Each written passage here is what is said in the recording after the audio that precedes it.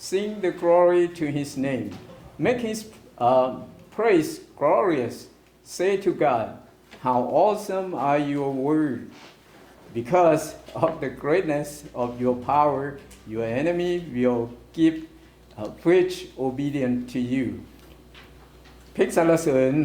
66ได้บอกพวกเขาได้เตือนพวกเขาในนี้แผ่นดินโลกทั้งสิ้นเอ๋ยจงโห่ห้องยินดีถวายแด่พระเจ้าจงห้องเพลงเทิดทูนพระเกียรติสิริแห่งพระนามของพระองค์จงให้การสรรเสริญเต็มด้วยสง่าราศีจงทูลพระเจ้าว่า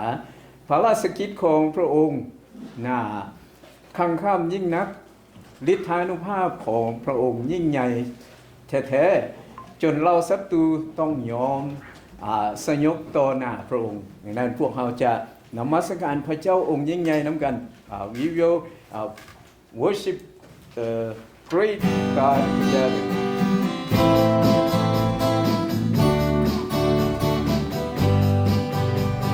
ทุกๆวัน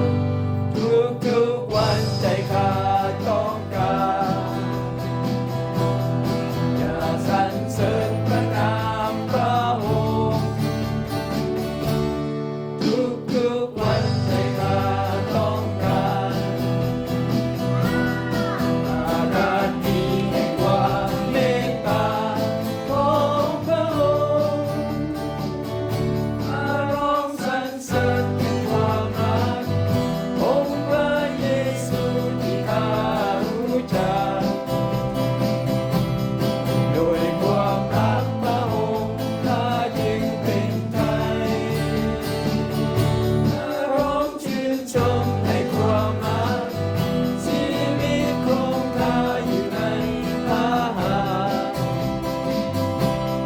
เจ้ายิ่งใหญ่ไม่มีวันเปลี่ยนไปทุกวันใจข้าต้องการจะสรรเสริญพระนามพระองค์ทุกวันใจข้าต้องการอากาศดีแห่งความเมตตา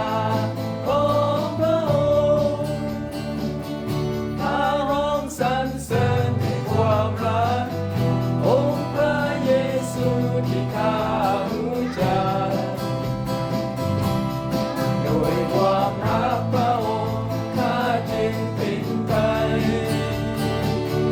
มาร้องชื่นชมในความรักชีวิตของข้าอยู่ในพระหัตถ์พระเจ้ายิ่งใหญ่ไม่มีวันเปลี่ยนไป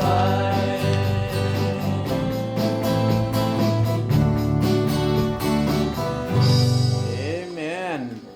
เพลงต่อไปสิ่งที่ใจลูกต้องการ Okay Lord I give you my heart So I have an English version so you can sing along